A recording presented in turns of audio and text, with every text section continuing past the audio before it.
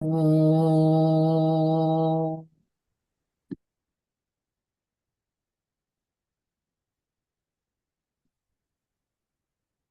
oh,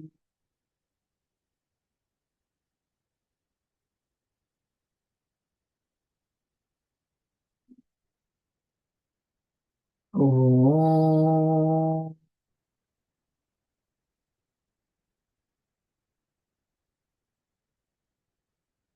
Om Brahmanandam Paramasukadam Kevalam Jnanamurtim Dvandvatitam Gagana Sadrisham Tattvamachyadilaksham Ekam Nityam Vimalam Achalam Sarvadhi Sakshibhutam Bhavatitam Triguణarahitam Sadgurum Tam Namami. ॐ सहना भवतु सहनौ भुनक्तु सह वीर्यं करवावहै तेजस्विनावधीतमस्तु मा विद्विषावहै ॐ शान्ति शान्ति शान्तिः हरिः ॐ श्रीगुरुभ्यो नमः हरिः ॐ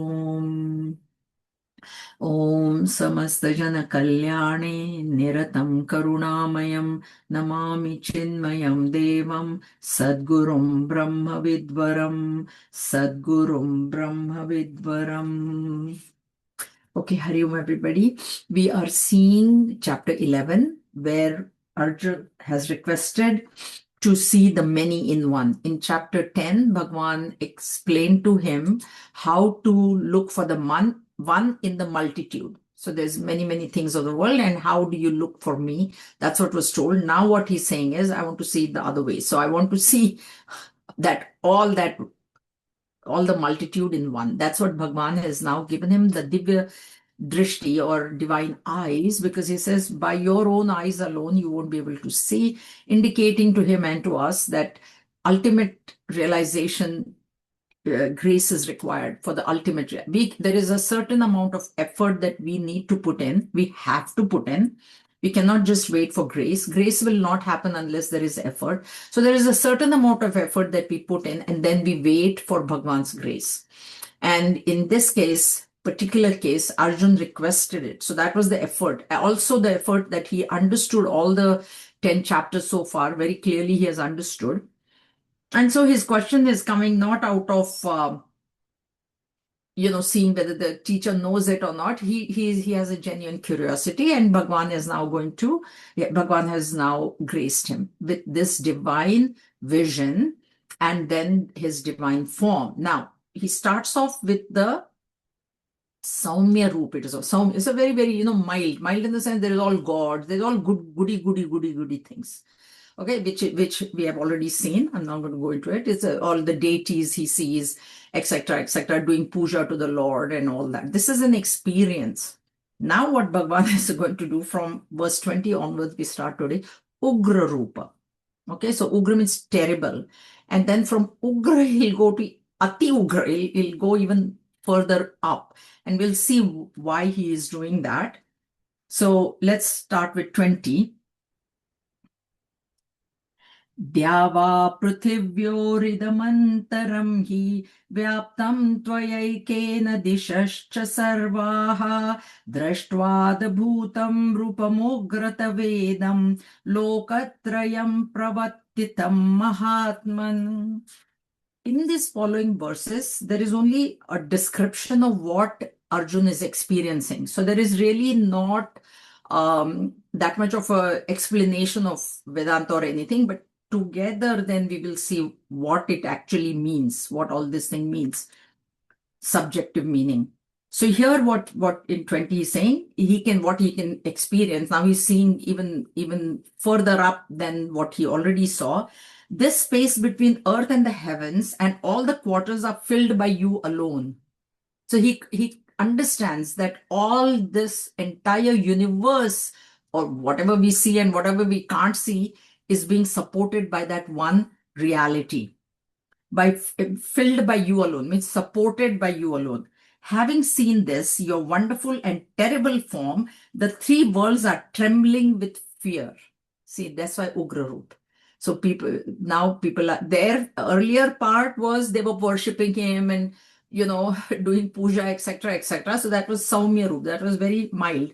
Now this is, everybody is trembling because now they're seeing his Ugra Roop, O great souled being. Next. Now he sees the result of the war. Bhagwan shows him everything. So I told you in the beginning, because Bhagwan is beyond time, so Arjun can see past, present, and future. So future also he has to see. So he sees the end of the war. Bhagwan shows him this is what is going to happen. You only take the credit. That is decided. The war, end of the war is decided, but you have to take the credit. अमीहि त्वां सुरसङ्घा विशन्ति केचिद् भीता प्राञ्जलयो गृह्णन्ति स्वस्तीत्युक्त्वा महर्षि सिद्धसङ्घाः स्तुवन्ति त्वां स्तुतिभिः पुष्कलाभिः. Verily, into you enter these hosts of devas, some extol you in fear with joined palms. May it be well, thus saying, bands of great rishis and siddhas praise you with hymns sublime. So they're all as though, entering into this form. He's seeing all this, and they're out of fear. They can be singing hymns out of fear. They can be singing hymns, but right now it is out of fear. Like they're so afraid. So they're saying his prayers, his praises. So, they don't get destroyed. He sees all this. Now, next. रुद्रादित्या वसवो ये च साध्याः विश्वेश्विनौ मरुतश्चोष्मपाश्च गन्धर्वयक्षासुरसिद्धसङ्घाः वीक्षन्ते त्वां विस्मिताश्चैव सर्वे.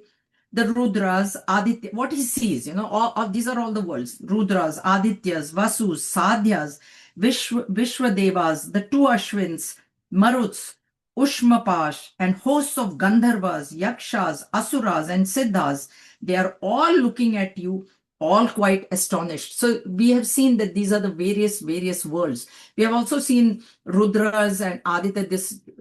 We have heard this in chapter 10, where there were the 33 types of gods. So all these he's seeing, Asuras, Siddhas, they are all looking at you, and they are also quite astonished. So imagine, if they are astonished, then how much more astonished he must have been, or we should be. Okay? That's what he's saying. Now, Rupam Mahatte Bahuvakra Netram Mahabaho Bahubahurupadam Bahudaram Bahudrashtrankaralam Drishtva Loka Pravyatithas. We continue with the 24, they're connected. Nabhasprasham diptamanekavarnam vyatyananam diptavishalanetram drushtva hi tvam pravathitantaratma dhritim navindami shamam cha Vishnu. Having seen your immeasurable form with many mouths and eyes, O mighty armed with many arms, thighs and feet, with many stomachs and fearful with tusks, the world is terrified, and so too am I. Okay. On seeing you, your form, touching the sky, flaming in many colors, with mouths wide open, with large fiery eyes, I am terrified at heart and find neither courage nor peace, O Vishnu. So basically, when he's saying, I see many mouths and many eyes, it has to be understood that all the mouths, all the eyes, all the bad that is happening in the world is supported by him alone. That is the idea here. Showing him the good and now showing him the bad, what Bhagwan is trying to tell him and tell us is that both good and bad are supported by me. I am beyond. It is not like God is good. It's not like God is bad. He's neither good nor bad. He's beyond both. That's why Bhagwan is showing this to Arjun. I am good also. I am only the bad, because even Krishna said, who is there in Duryodhan? It's me only.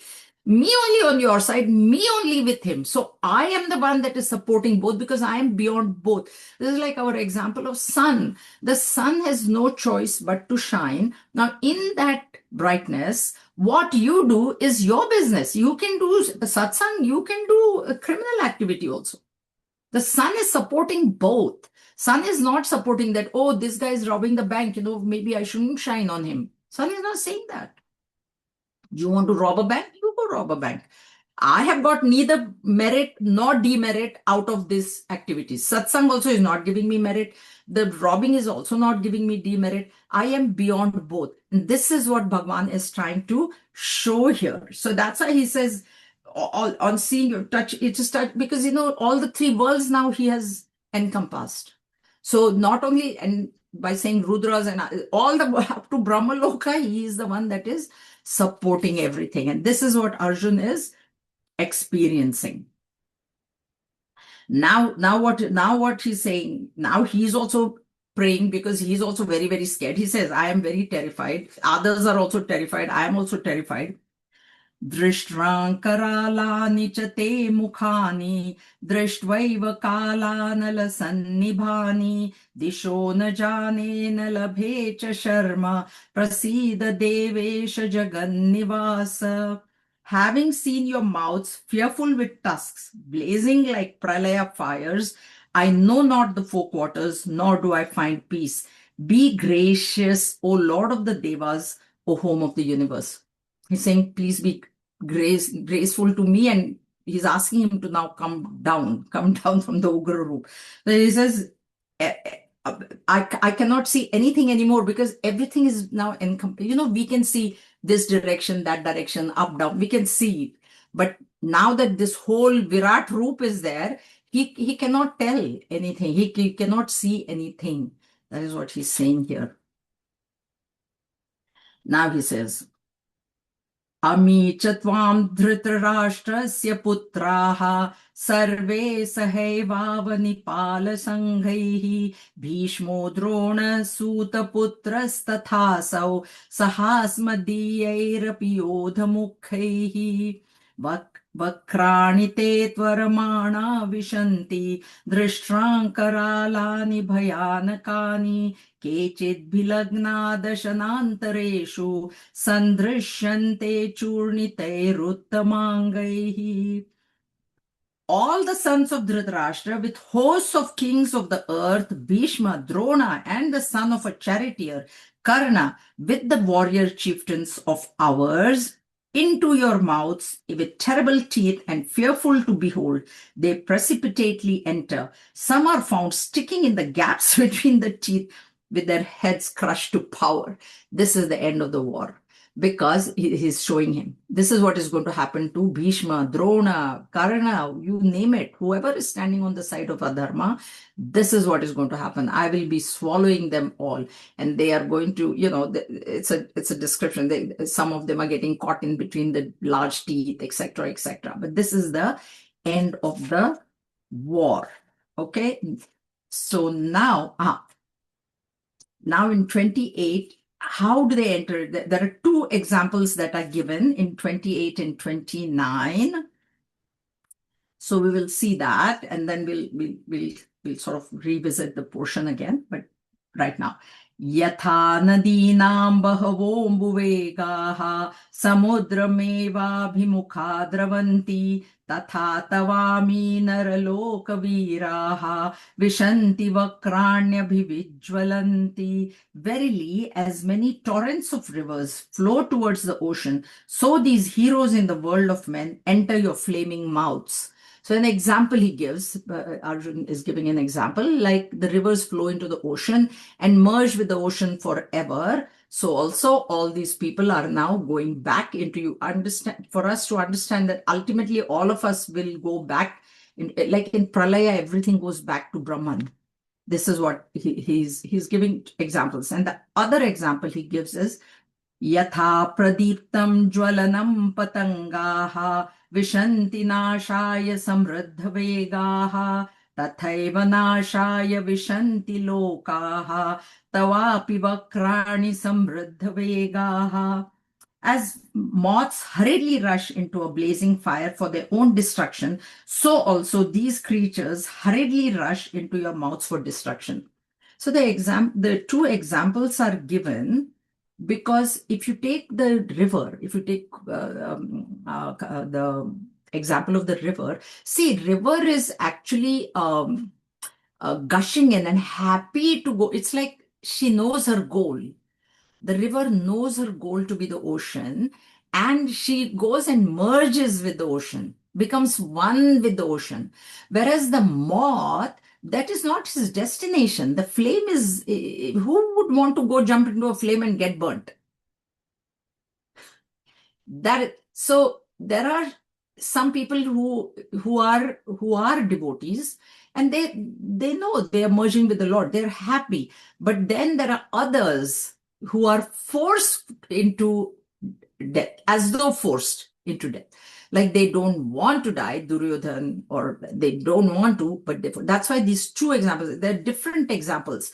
The river is a very different example, and the moth is a very different example. So the moth is getting destroyed, but the river per se is not getting destroyed. She's merging, becoming one with the ocean. She's becoming the infinite, whereas the moth is getting destroyed. So these are the two types of deaths that we have. Either you accept, understand what death is and embrace it, or then you're going to fight for life, and then ultimately death is going to come anyways. That is what is being said here. Now, लेलीहसेग्रसमान समन्तात् लोकान् समग्रान् वदनैर्ज्वलद्भिः तेजोभिरापूर्य जगत् समग्रं भासस्त्ववोग्रा प्रतपन्ति Vishnu. Devouring all world on every side with your flaming mouths, you are licking in enjoyment. Your fierce rays, filling the whole world with radiance, are burning, O Vishnu. So this is now even the further Ati Ugra Roop. This is devour all the world on every side with your flaming mouth. So burning, there's not happy. This is like the moth, entering into a flame. You can imagine, just our hand touches some hot surface, we immediately withdraw. But this is what he's saying, and you are enjoying that also. Okay, you're enjoying your fierce rays filling the whole with radiance are burning, O Vishnu. Is calling him by name. Now, 31. Akhyahi me ko bhavanu Akhyahi me ko bhavanugra rupo namastute deva var prasida vidnyatumichhami bhavantamadhyam nahi prajanami tava pravattim. Tell me, Akhyayi, who you are, so fierce in form. Salutations to you, O God Supreme. Have mercy. I desire to know you, the original being. I know not indeed your purpose. Now he has completely surrendered. He says, who are you? Because see, all these years, whole life he was with Krishna. He said, oh, he's a coward boy. Then he is my friend. And then later on, he will now, in the same chapter, he will say all those things. I treated you as a friend. I joked with you. I insulted you also at times. I made fun of you. I was sarcastic towards you, with a friend. And now he's seeing this whole thing. He's saying, who are you? Now he has come. So let us understand this whole portion of this Saumya Ugra and Ati Ugra. Because after this, Bhagwan starts speaking. Sri Bhagwan Vach is there, and that will take a bit of explanation from that onwards. So I'm not going to start that portion today. I'm going to stop here. But here, what we have to understand here is, see, this is the life of a human being or a seeker. So in the beginning, everything is goody, goody, goody. Okay, so person is living his life, everything, he graduated, got married, has children, he prays to God, he goes to the temple, Saumya, like, everything is blah, blah, blah, blah, blah, blah, blah. And that is the Saumya Roop description that was given, where all the gods were, even the deities were praying to him, everybody is praying to him, etc., etc. Then Bhagwan shows his Ugra Roop. So what happens then difficulties come into life. Ugra Roop. So what happens is everything is all goody, goody, goody. Then suddenly something hits you. You get up in the morning, your life is like completely turned around, right? Ugra. And behind that also is God. That is what we have to understand. That if this thing has been sent to me, then God, that's why he shows his Ugra. That's why he says, I am not only goody, goody, goody. There will be bad things too. There will be. as per your karmas. They will not that I am handing out bad things, but as per your own past karmas, you are going to come into bad things. And you must, and that time what we say, why me? Simple diabetes diagnosis come and people, they sort of, first thought that came to me, was why me? Why not you? Because so many other people are. So that's what happened. So that's why Bhagavan is saying here, no, you cannot ask why me. You have to accept. This will be there. The Ugra Roop will be there in everybody's life. Life is not, nobody can say, nobody can say my glass is half full. Nobody. Everybody has got, some people might openly say, some people might hide it, but it's there. It's there. Something is there. So that's why he's showing him that I am beyond the bad, but neither of this is affecting me, the substratum. So Vedantic knowledge, Vedantic terminology, if we were to use, we are not in Gita, Bhagavan is going very into this transactional explanation he's giving, but Vedantic explanation is no matter what is happening, no matter how poisonous the snake is, the rope remains unaffected. Bhagavan Shankaracharya's words, right? Vedantic words. So no matter what is happening in the world, I am the cause for it, ultimate cause, but I, as the cause, remain unaffected by it. I neither get affected by the good, nor am I affected by the bad, because I am beyond good and bad. That is what you have to understand. I am beyond birth and death. I am beyond all the dualities. I am behind everything that is happening in this world, and yet, absolutely, I am not affected. This is the idea behind this Saumya, Ugra, and Ati Ugra Rupa. Why is he showing all these things to Arjun? Frightening things he has shown, so that Arjun understands, and we understand, that even if bad, we have to say, thank you, Lord. Even bad, Samarth Ramdas, that's what he said in Manache Shlok. That's what he said. Bad situation comes, your papa, your demerit is getting exhausted. And for that, I thank you. For that, I thank you. Because my demerit is, where is the bad thing coming from? Bad situation. From something that I've done wrong in my past life. Now that is getting exhausted. That has to be understood. When things are all good, we only think of God, oh God, when the sorrow comes, then we're like, oh God, why did this happen to me? And why? Instead of asking why, see what you can do about it and do about it. There's nothing not to do, not take treatment or anything like that, whatever situation. Maybe financial, maybe job situation, maybe family situation, maybe health situation. Everybody has this. Okay. So this is the main idea behind showing all this. But there isn't much per se explanation on each one of them. That's why I kind of went through this very fast.